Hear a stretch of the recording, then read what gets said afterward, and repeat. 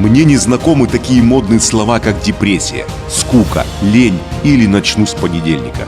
И не понимаю людей, которые привыкли откладывать на потом. Я благодарен каждому дню и тем, кто разделяет мои увлечения. Каждый день мы ставим себе новые цели. Никто не говорит, что будет легко. Будет сложно, будет дьявольски сложно. Но все мы в состоянии справиться даже с самой нерешаемой задачей. Среди нас нет слабых, старых или слишком молодых. Вместе мы одна семья, не только на снежных полях, но и в жизни. Тебе кажется наше увлечение опасным? Просто приди и попробуй. Мы знаем одно: начинать надо сегодня. С нами может измениться каждый.